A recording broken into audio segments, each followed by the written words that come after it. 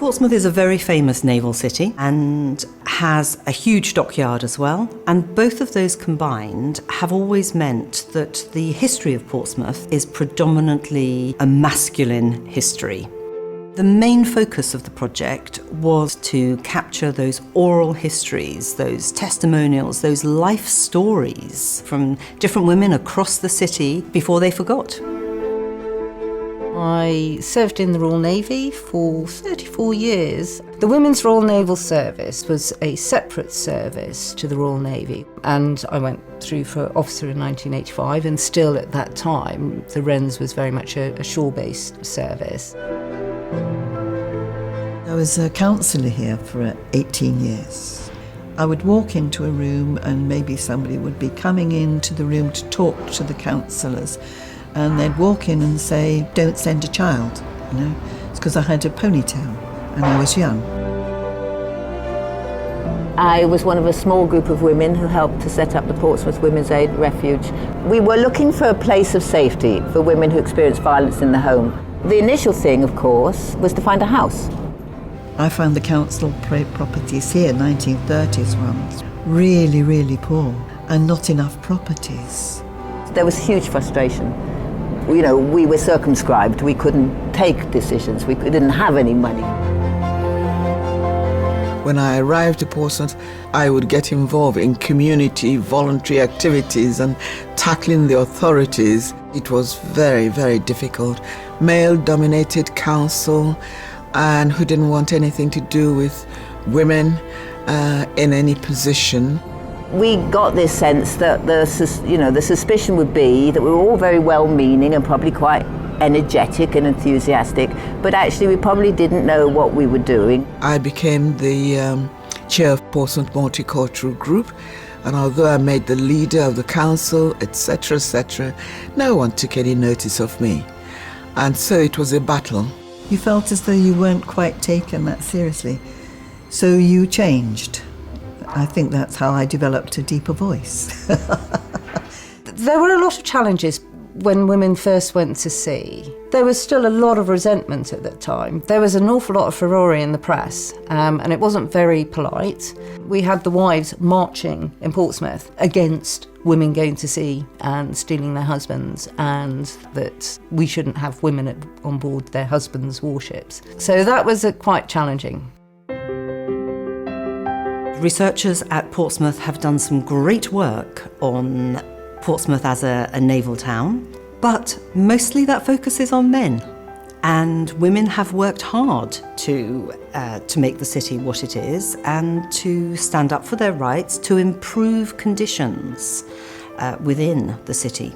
Sue Bruley and I are both academics studying feminism for a very long time. We invited women into the university, women from all walks of life, women who had worked for the city, worked for their communities in different ways, really to tell their stories, to give their testimonials, to talk about their activism. What had they done for the city? I was interested in particular issues like housing issues, not just repairs, but trying to get new properties.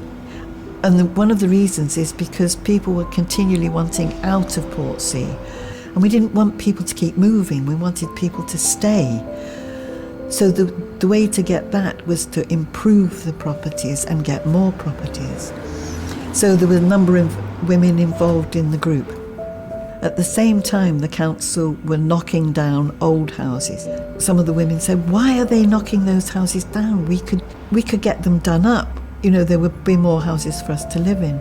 So one of the issues was to try and stop the demolition. So they went up and they stood in front of the bulldozers. My fellow councillor, she was knocked through a window. A number of the women were arrested and put in the cells. I was sitting there taking all the numbers as who to phone, what grants to phone, which husbands to tell, and how to take care of everything. Your confidence comes by wanting to do something, wanting to change it, and also having others around you that want the same thing. We were the first women's aid in the country to produce its annual report. It was a professional piece of work, and I think almost more than any other single thing, This document reassured people that we perhaps could be trusted with this relatively small amount of money, without these men kind of fussing around to see if we were doing the right thing.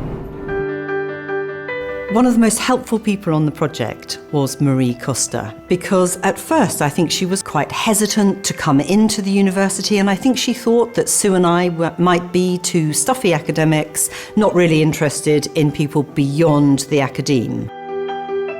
When I first heard the project, I thought it wasn't for me.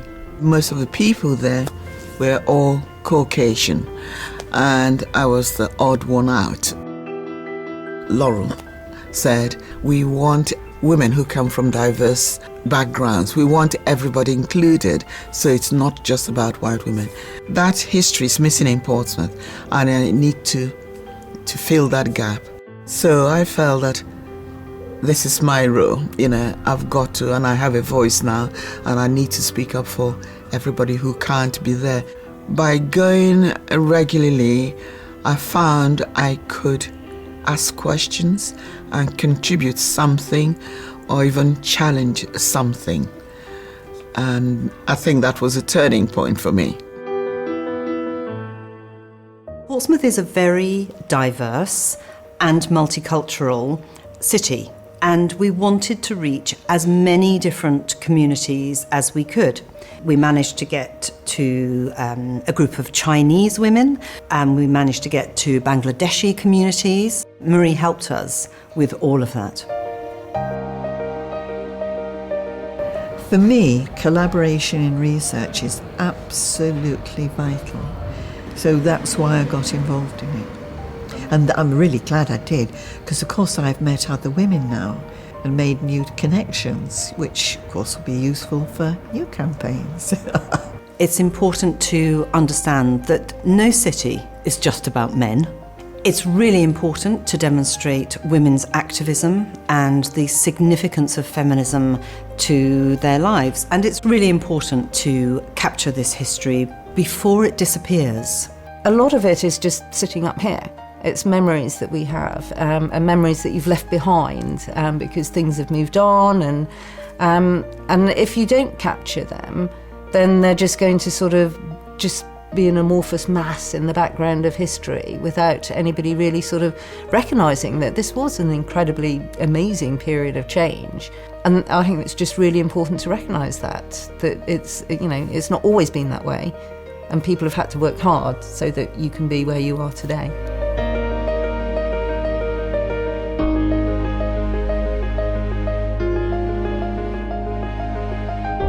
There's masses of documentation about how men lived and what they achieved in Portsmouth, and very little about women. It's important to redress that balance. My mother died when I was 2. I'd love to have known what she did for a living. There is absolutely no official record of what my mother, and I'm only talking now 1 or 2 generations back. That's why something like this is so important. Feminism isn't just about what happened on the marches in the streets of London, but it's also what happened in our local city, and in this case, in Portsmouth. I think I felt that women were beginning to be heard and not just seen, take up the mantle and fight their corner and want to be represented in the history of Portsmouth, because that's missing, still missing. You don't have any statues, or if there is, it's the odd one. Even women in the forces are not seen anywhere or represented anywhere. So it was good to see that women are saying, we have done something, we should be included in the history. After years of being male-dominated, we want to be heard and represented everywhere. It was a very busy year trying to capture the stories of as many women as we could, but I am immensely proud of the work that we did in that year, and we have achieved a fantastic archive forever.